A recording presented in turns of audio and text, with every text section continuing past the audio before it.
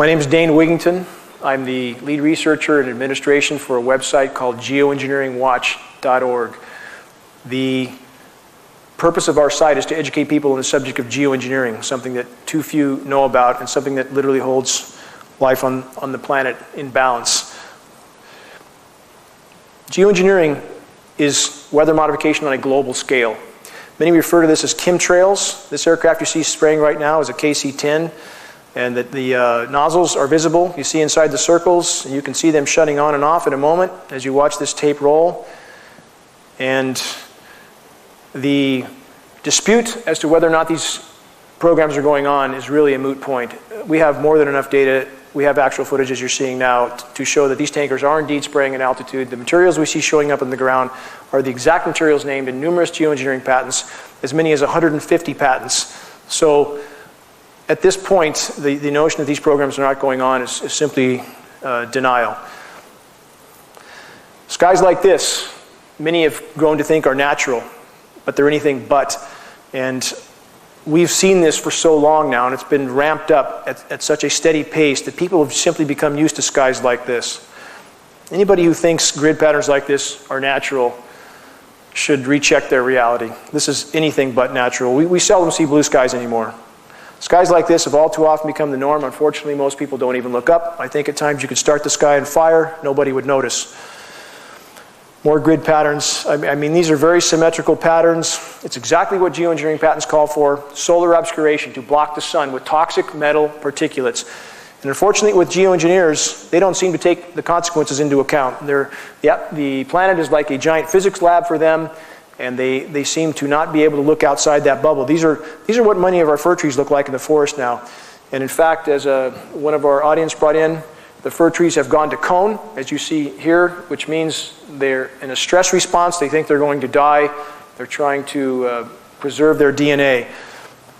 This is halos around the sun. We see often as the atmosphere is filled with particulates. It's important to understand, just because you don't see trails from horizon to horizon does not mean you're not breathing particulates.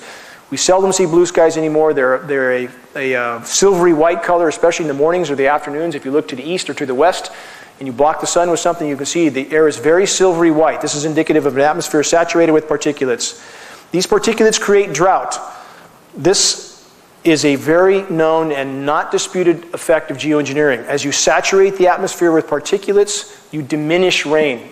People need to get this through their head. This is not about seeding to increase rain. This is about creating artificial clouds, which reduces rain. When you block the sun, you block evaporation. You block light photons, which diminishes the ability for the sun to knock molecules loose and create evaporation. So what we get is protracted drought in some areas and deluge in others. Exactly what we have in the continental US right now. We see more and more reservoirs like this that are dry or going dry. Again, exactly what we would expect with geoengineering, exactly what we have. Putting the wrench on planet Earth. This is the epitome of human insanity. To think that they could alter and control these very complex natural systems is insanity of the first order. More skies that we become used to. This high-level, toxic, artificial stratocirrus. These are not natural stratocirrus. Sky should be blue, clouds should be white. Meteorologists, for the most part, know this is going on. We were told by a Fox affiliate meteorologist that they're being taken into rooms and told not to discuss this issue on air. This is heavy, wet snow. Now, this is a new term by Weather Channel to describe the artificially nucleated snow. Yes, they are nucleating snowstorms artificially and chemically. This creates a snow that's like concrete, collapses trees, collapses power lines, does horrific damage. Again, consequences for tampering with nature. Now, this shows that the U.S. military, this is from the top naval officer, considers climate change the greatest national security threat. And if anybody thinks the DoD is not involved with these programs, they have not done any investigation. Bottom line is the data is there for anybody who wants to look. Another document, Solar Radiation Management Governance Initiative. Documents like this abound for anybody who takes the time to look. This discusses the international governance of solar geoengineering amongst the elites. Not that we would have any choice of who dumps whatever into our skies or controls our weather, because we're not a part of the equation. This is amongst the government elites to discuss how they will control our weather. Geoengineering governance. Another such document, discussion from the global elite as to how they will control our weather. No say for us. Full spectrum dominance. This is a military term for a desired objective to control all aspects strategically, including the weather. The weather is known as a force multiplier with the U.S. military. Geoengineering, governance, and technology. This document was from January 2nd of this year. It's 40 pages long, can be found online, can be found on our site, outlines the full governance proposals for geoengineering, because of course when you mess with part of the system, you mess with the entire system. And again, the global power structure is discussing this amongst themselves. The public does not have any input to this equation. Weather as a force multiplier, a term I mentioned a minute ago, owning the weather in 2025. This is a stated U.S. military objective to own the weather in 2025. And I do not mean to imply that the U.S. military is the only player in this game. We have China and Russia on the other end of the fence, and at this point it's a tug of war with the atmosphere, and the American public appears to be one of the victims in this equation. And it appears that there are other internal objectives against the American people to control food supplies, control water supplies, control water rights, so forth. Now, as I said before the start of this show, semantics are very, very important. The terminology you use to convince people of this issue being valid is important. If you Google chemtrail, you find conspiracy theory, first thing that comes up, massive Wikipedia definition, and they guard this definition very carefully, by the way. I've had scientists who have contacted me who have tried to alter this definition and point out that this is a layman's term for geoengineering. Within 5 minutes, it's changed back. They watch this definition like a hawk. Again, anybody who thinks this is commercial traffic may be confused about where they're going. They should think again. I mean, this has nothing to do with commercial traffic. If you Google geoengineering, this is the front page you find. Our site is the second item on that page. We're all science, no advertising, no politics. Geoengineering is hard science, and if people pursue that term, they'll find credible data. Semantics matter. This is a patent. This means that the person who owns this patent has the sole right to carry on this program. This is called stratospheric Welsbach seeding for reduction of global warming. This describes expressly the payload disbursement of aluminum nanoparticles into the atmosphere. So these patents exist, about 150 of them, describing the intent of blocking the sun by spraying these aerosols into the atmosphere. Global warming and global dimming. Global dimming is something people should be familiar with as well. As of the latest reports, 22% of the sun's direct rays no longer reach the surface of the planet. They're being blocked.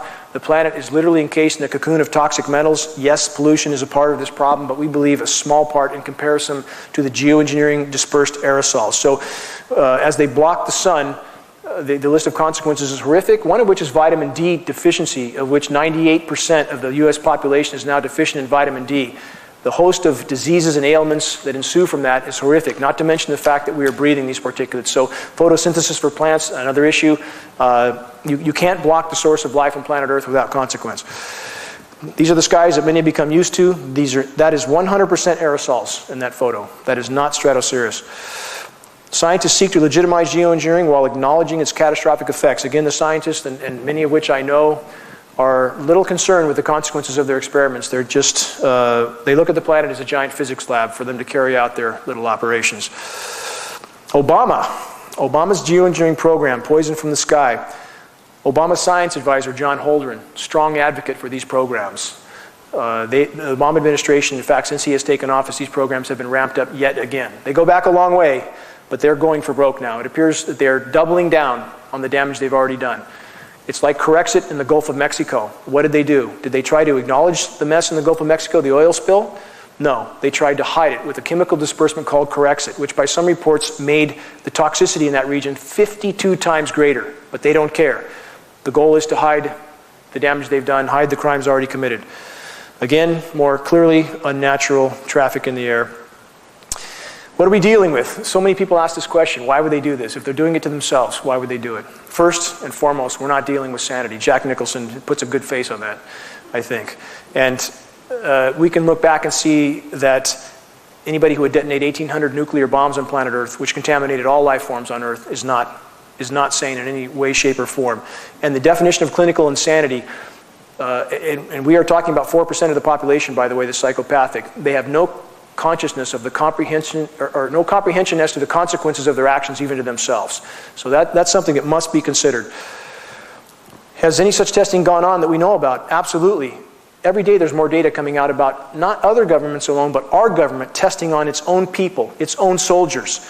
And again, our military is full of very, very dedicated, honorable people, full of them. But there are scientists and there are some in power that use such dedicated and honorable people as pawns in this equation. This is one such test.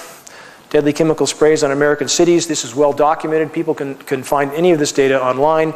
Insane nuclear explosions. Again, sane people don't blow off 1,800 nuclear bombs. I think we know they work after maybe a few dozen, and we could stop at that point and not build enough to exterminate life on Earth 12,000 times over. That's how much nuclear weapon we have. So it's important to remember people who use an excuse that, well, this can't be happening because they wouldn't do it to themselves. That excuse doesn't hold water. World eternally contaminated by depleted uranium. This is just one more example of this insanity. Depleted uranium is used in the ammunition now for the NATO countries. It's causing horrific damage. Many remember Gulf War syndrome. This is related to depleted uranium. Again, no concern for the consequences. Weather warfare. This is going on right now. We appear to have China and Russia on one side of the fence, the NATO countries on the other. The atmosphere has become a battlefield, a very covert battlefield with all life on Earth at stake. Mechanics, airline executives, and doctors talk about Project Cloverleaf. Many ask, are there just military tankers in these programs, or is there commercial aircraft? In fact, with GPS tracking, commercial aircraft have been identified from the ground, leaving particulate trails, and Project Cloverleaf appears to be the outline for this. It makes sense. It's a way of artificially stimulating the economy, keeping non-profitable airlines in the air and flying. We don't implicate pilots, airline personnel at all in this, in the sense that these programs, based on the patents for powder contrail generators and so forth, part of the spraying apparatus, automated. We don't believe pilots have anything to do with the actual operation of these systems. Blue skies as they used to look, as they should look. Skies again as they look now. Important that people start to look up. Our atmosphere is as thin as a layer of paint on a basketball. It doesn't take that much to damage it. No atmosphere, no life. Chemtrails, nano aluminum, and neurodegenerative and neurodevelopmental effects. Russell Blaylock, MD. Russell Blaylock is an internationally recognized neuroscientist, award-winning neuroscientist, speaking on the record about the lethality of these programs. Nanoparticulate size, so small they are taken through the lung lining straight into the bloodstream where they adhere to cell receptors like a plaque. They're bioavailable, they build up in the body, causing a vast array of diseases and ailments. To give an idea of the size of these particles, if you see the little blue dots on that hair, those are micron-sized particles. We're talking about particles that are 1,000 times smaller than those in relation to a human hair. It's inconceivably small. Again, Russell Blaylock warning about the ailments related to these atmospheric spraying programs. Alzheimer's. Now, as of April of this year, 1 in 3 seniors in the U.S. dies with Alzheimer's and or dementia. Doesn't mean dies from it, but dies with it. So, and it's not either a black or white situation. Just because you're not diagnosed with this doesn't mean that you're not on your way to that point. There's a whole lot of in between. So there's no question that all of us have had our neurological system affected. We're all breathing this stuff. It's inside all our systems. So these are staggering statistics. 1 in 3 with Alzheimer's and or dementia. Autism. Autism has increased 10,000% since 1975. 1 in 50 children now has autism, also related to aluminum. Morgellons, another disease that appears to be related directly to the spraying. There are also fibers in the patent I showed you earlier, polymer fibers. It appears that some people's systems react violently to these fibers trying to work their way out of the system. So Morgellons is becoming a very serious disease the medical industry has yet to recognize, we believe connected with the spraying as well. Synergistic effects of environmental and heavy metals. These metals are toxic in and of themselves. When you combine them, they become much more lethal. We've been given studies recently that indicate when mercury and aluminum are combined, toxicity increases as much as 10,000%. Bad equation. Let's add to the equation HAARP, High Frequency Active Auroral Research Program. This is a facility in Alaska. We believe there's 18 such facilities around the globe now. As the ionosphere is hit with these particles, as they ionize the whole atmosphere, make it more conductive, these signals can actually manipulate the jet stream. The data is quite clear on that. They cause a bulge in the atmosphere by heating it to tremendous temperatures, and that manipulates the jet stream. We believe, in fact, we are seeing huge jet stream manipulation. It's part of the reason why California is frying right now. As these clouds are hit with these signals, you see how they align like this. And this is indicative of them being exposed to these radio frequency signals. These are very powerful signals. So our bodies, as they become more conductive because we absorb this stuff, these signals become more detrimental to us as well. We're an electrical organism, so all these things hamper our own health function. Another article, the effects of HAARP on the ionosphere. Again, the atmosphere is nothing but a massive physics lab for these people, and they seem to have no regard for the consequences. Clearly, something radical happening to this cloud, and we can say for certain that something's going on, some sort of experimentation. This is not a natural phenomenon. Same here. Now, this is an article by a Canadian journalist named Will Thomas, Chemtrails, Wireless, and You. And again, as our bodies become more conductive from these particulates and we're exposed to more and more of these signals, and especially the signal from HAARP, which we see, by the way, the signature clouds above our area a lot. HAARP helps build the high pressure up like we've had over us again and again and again. These particles dry the air out. If anybody wonders why there's no dew in the morning, you almost never see dew. We have single-digit humidity because these particles absorb and accrete all available moisture. They virtually suck it right out of the atmosphere and out of the foliage. So these facilities, these ionosphere heaters, are a radical effect in the weather patterns we see happening of late. History Channel also airs proof HAARP weather manipulation. A lot of documentation on this. Jet stream movement, unprecedented jet stream movements. So we see this almost all the time now in the lower 48 especially. And this appears to be connected to, for example, what they might be trying to do in the Arctic could be affecting us horrifically here, because the jet stream, as it moves across us, it's part of that long-term manipulation that I believe right now this is why we're frying at this point, because there are some very profound things happening in the Arctic, and we appear to be one of the regions that gets thrown under the bus for the manipulation of things they're trying to do to accomplish what they're trying to accomplish in the Arctic. So again, this is a very complex equation, and when you affect something upstream, it affects everything downstream. More HAARP signature clouds. You see the ribbing in these clouds. This is typical of something exposed to the HAARP frequency. Now, this is Project Lucy, which involves these ionosphere heaters. Again, these massively powerful atmospheric heating devices. They are releasing, methane is releasing now around the globe in many locations, and I'll elaborate on that as I go further into this presentation. But as this methane is hitting the atmosphere, methane is, over a 10-year time horizon, 100 times more potent a greenhouse gas than CO2. It's virtually like covering the planet with a layer of glass.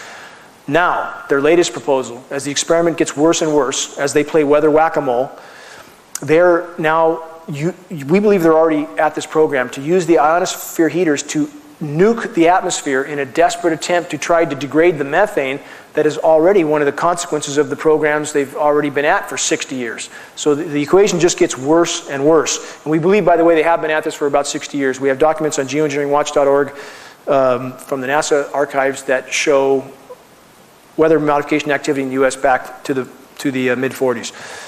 More HAARP-exposed clouds. Chinese scientists create second artificial snowstorm in Beijing. Mainstream media covered this because the Chinese government openly announced they were creating artificial snowstorms. This is turning what should have been a rain event into a snow event. It's happening here regularly. December 21st of last year, we had a massive artificially nucleated storm. And when you're in the woods, like where I live, 40 degrees, and it starts snowing, these giant artificial flakes, and all you can hear overhead is aircraft flying low. We've tested the snow. It's packed full of metals. And this is causing horrific damage to the trees and the foliage. This is the ozone hole from the Arctic. You see 1984, where you don't have any blues. 1997, lots of blues.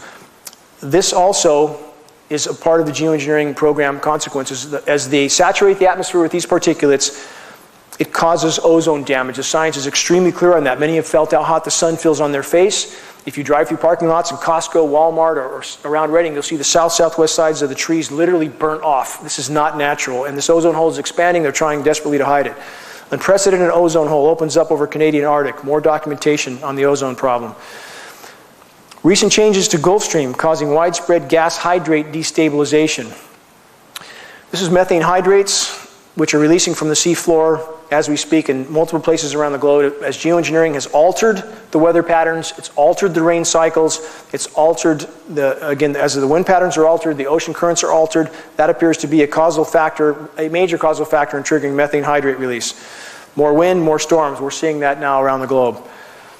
Arctic Methane Emergency Group. Planetary catastrophe is inevitable. This is from a group of scientists in the Arctic right now. And again, one must always sift the baby from the bathwater. And I've met some of these scientists. And although they are correct that the methane is a global game-changing event and a planetary catastrophe, what do these guys propose? That we geoengineer. As if it hasn't been going on for 60 years already. Now, either these people live in a hole or they're lying their butts off.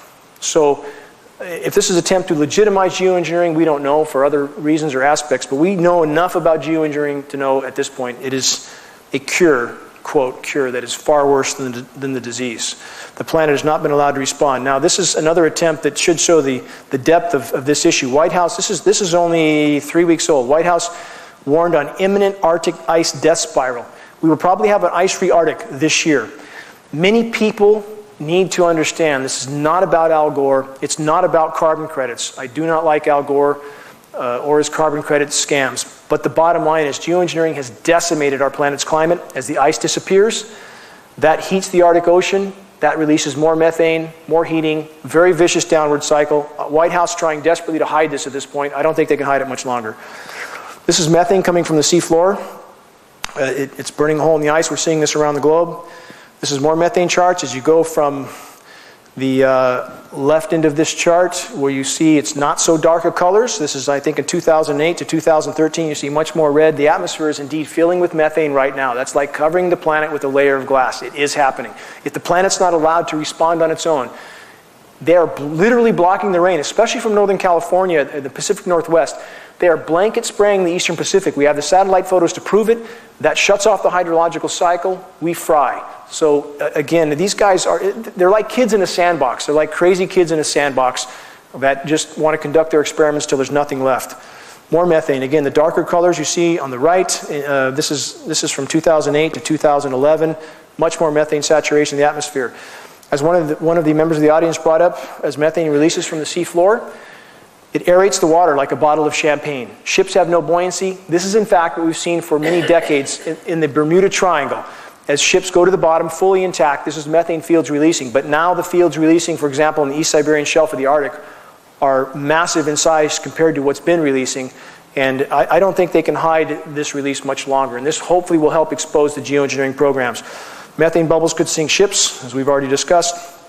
Rising Arctic Ocean temperatures cause gas hydrate destabilization. Yet more documentation from the geophysical research letters. Would an Arctic methane release spell the end of human life on Earth? Yes, it could, and it may.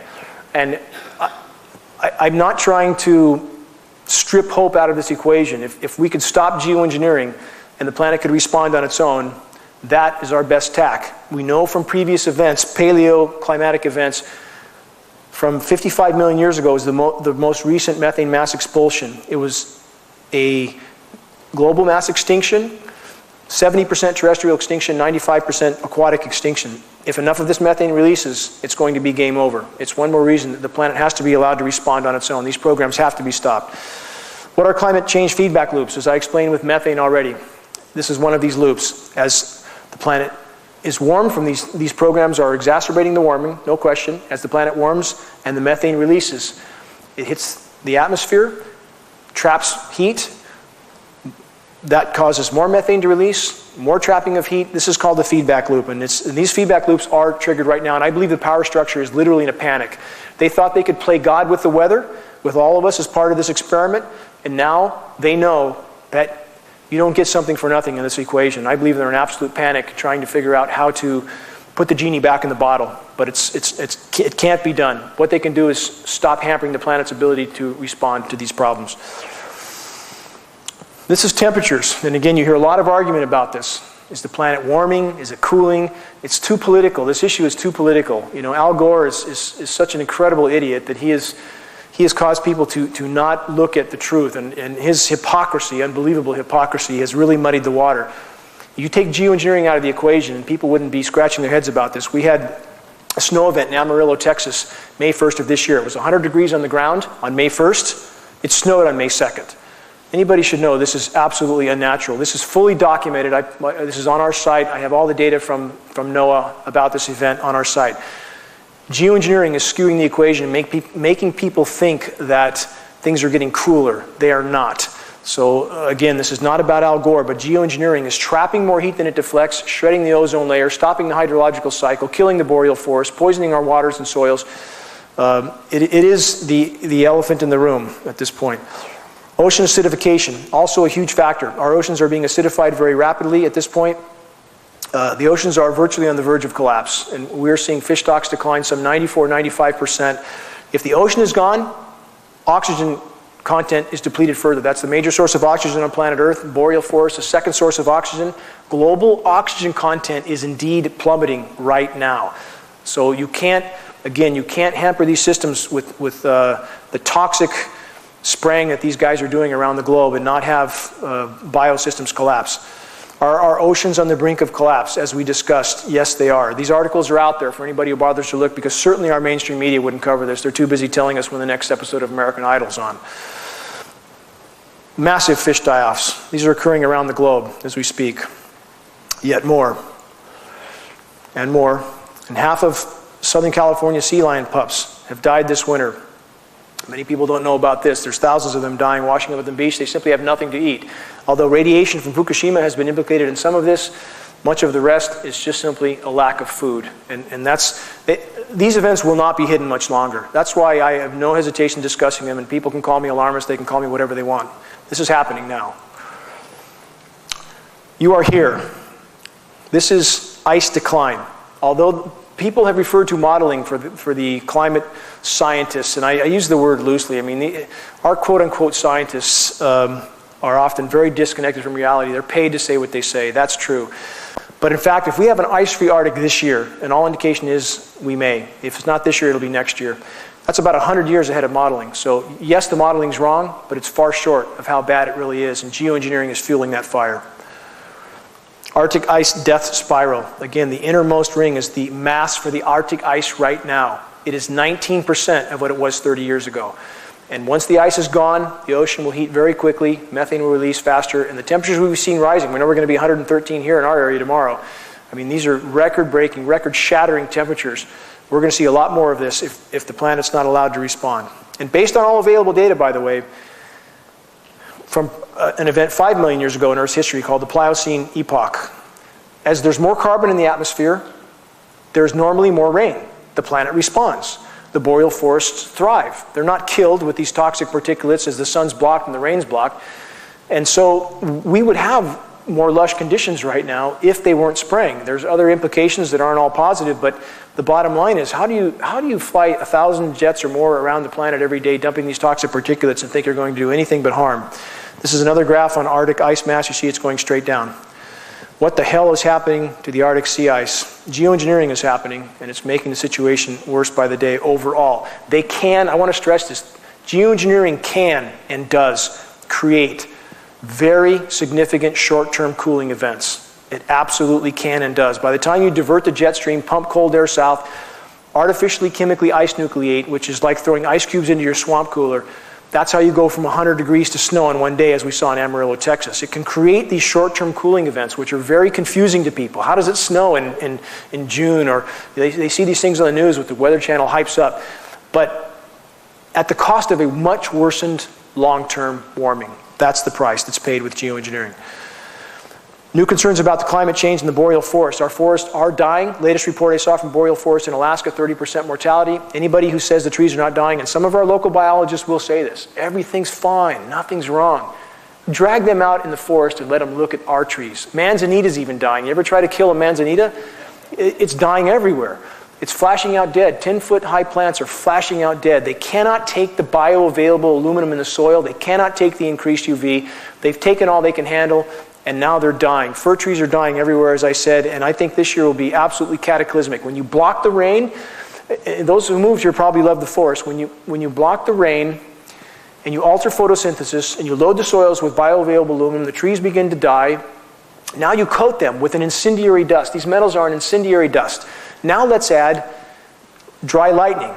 Because we've had diminished rainfall, we have a more conductive atmosphere, so we have more lightning now with less rain.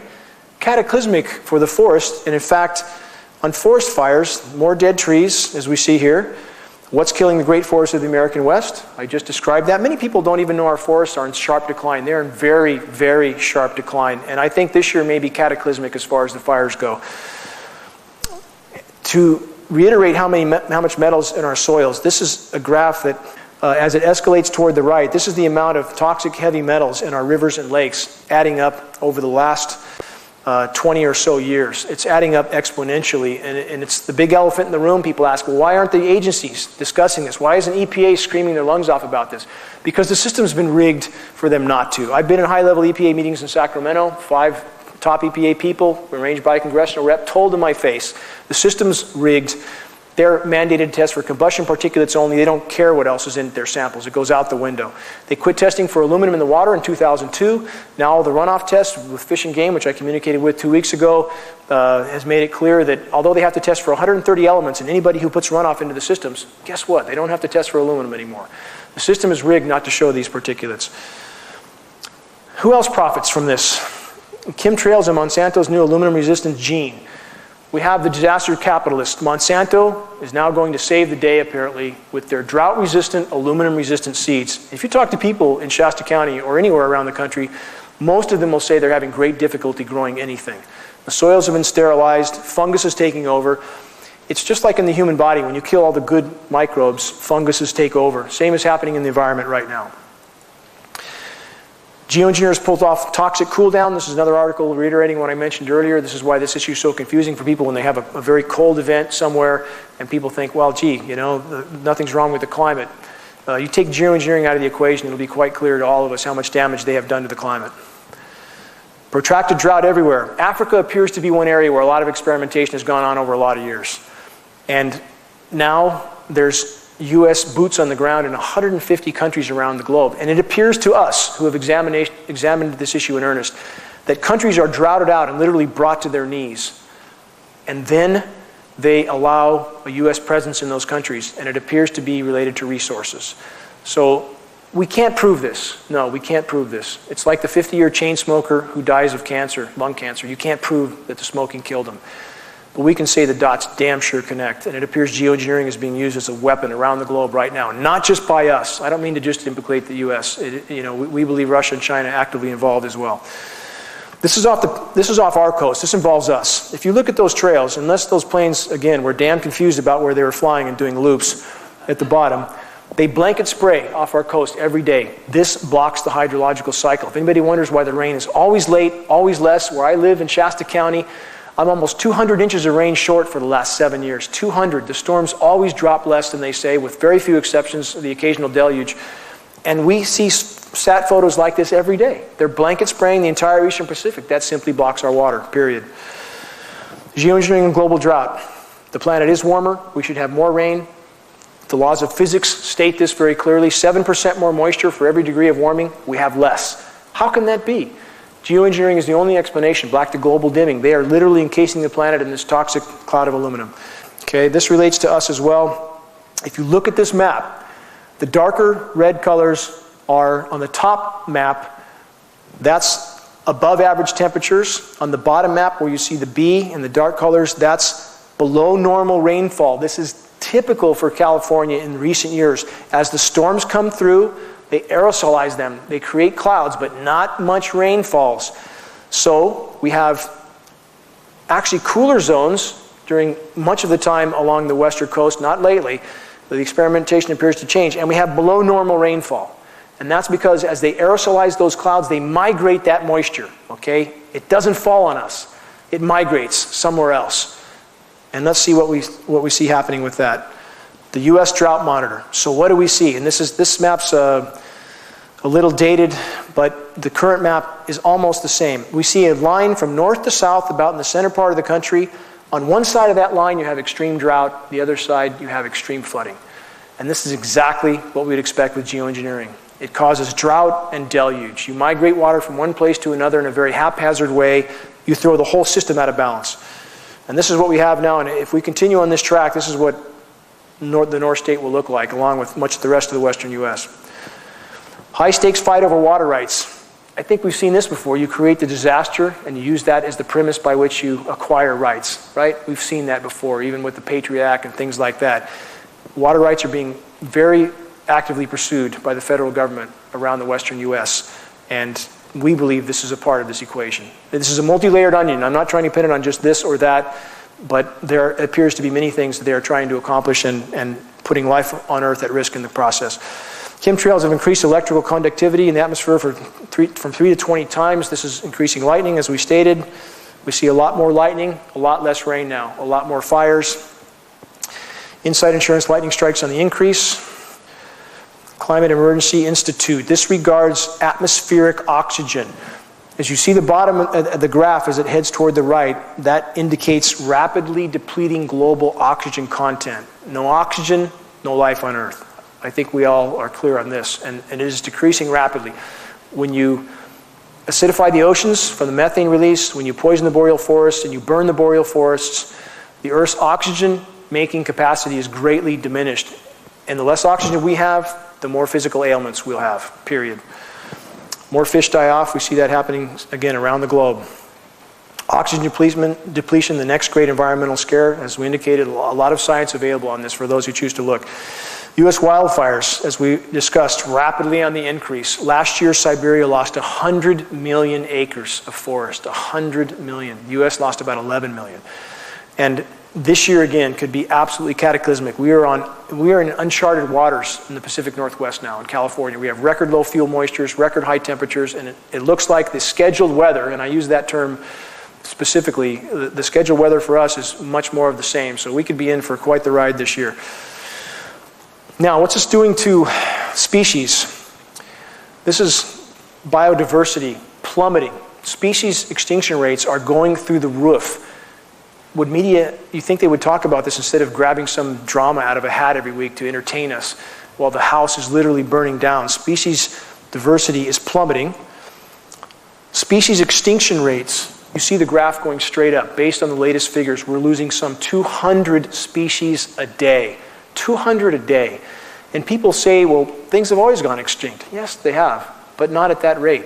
That rate reflects 10,000 times background extinction rates. That's 1,000,000% of normal. That's not natural. There is no cyclical pattern in this that's natural in any way. It's about as natural as saying people die. You know, that's natural too, but you put a gun to somebody's head and pull the trigger, they're going to die a lot sooner. Geoengineering is the single greatest environmentally destructive factor on the planet Earth right now, period. But they're simply too heavily invested to turn back. They'll do everything to hide it, we believe, but if we could simply bring it to light, I believe those participating would cease. The Earth's sixth great mass extinction is occurring as you read this, get more documentation. Geoengineering, runaway climate change, and the poisoning of life on Earth. Again, I want to stress, this is not about Al Gore. It's not about the environmental groups that have been horribly lame in this equation. While they're focusing on some fish or frog and the house is burning down, I've never seen such complacency from people who claim to care. I know a lot of these people who claim to care, and yet they cannot find the courage in themselves to face this issue above all others, to unite with those who are willing to face this issue. So we now, in fact, I believe, based on all available data, face a scenario of a runaway greenhouse effect. If they continue to spray, they continue to shred the ozone, they continue to poison the boreal forest, they continue to alter the wind and water currents, and people who live around here must know that the weather patterns are horribly different. Even when I moved here in 2000, when the storm came in, you could see the cyclonic rotation coming in. The wind blew, the clouds were overhead. You didn't have this melted together sky, this featureless sky with very little wind. The rain comes less. It just drizzles here and drizzled there. They have radically skewed our weather equation. If they continue to do this, we will face what's called a runaway greenhouse effect. I'll elaborate on that in a minute. One of the players involved, Raytheon. Now, this is important too. People need to understand the foxes are running the hen house. Raytheon is up to their eyeballs in weather modification. Raytheon does all the weather modeling for the National Weather Service and the National Oceanic Administration. So those who are making the weather, they form the message. They're the ones telling us what it's going to be like. Do you wonder what does mostly sunny mean? What does that mean? Mostly sunny now means a sky full of sprayed aerosols. That's their term. They've coined lots of new terms because, again, Raytheon does all the modeling for National Weather Service and NOAA.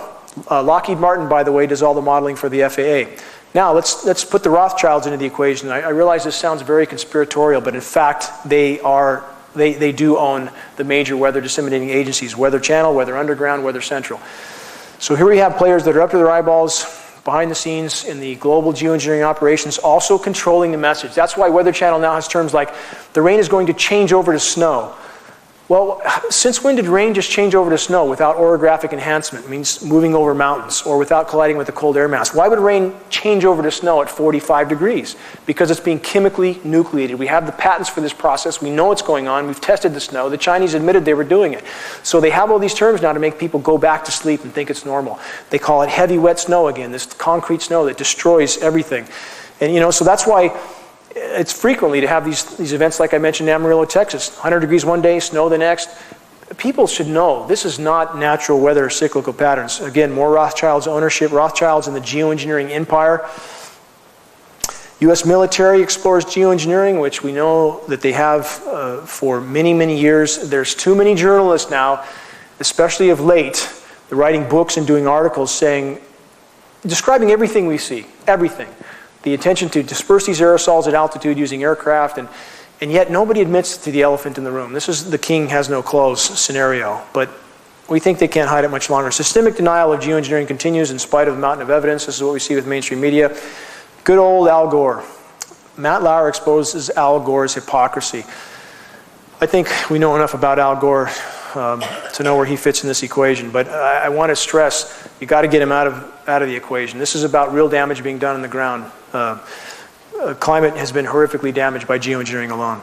This is a flyer we did in Northern California. We're using this type of tool to introduce others to this issue while we can. And I want to stress, as we see skies like this, as they do this day in, day out, as we breathe what they're spraying day in, day out, as we continue to be a part of their experiment and they shred the atmosphere, time is not on our side. It is not on our side. I chose to take on geoengineering not because I wanted something to do. This is the last thing I ever wanted to do. I've had my life on hold for 10 years because I believe, based on all available data, after I did considerable research and testing on this issue, if geoengineering does not stop, nothing else will matter. I believe absolutely nothing else will matter, and that brings us to Venus syndrome. This is a scientific scenario, and we are on this track. Many people think that Venus is 900 degrees on the ground because it's closer to the sun. This is not true. Venus, now based on the latest study, was thought to have oceans, but it experienced a runaway greenhouse effect. As the atmosphere is filled with, in our case, methane, and this continues to trap heat, causes these feedback loops which feed on themselves once they are triggered, then the warming does not stop till the planet reaches a new equilibrium. If we stay on this track, we will end up there.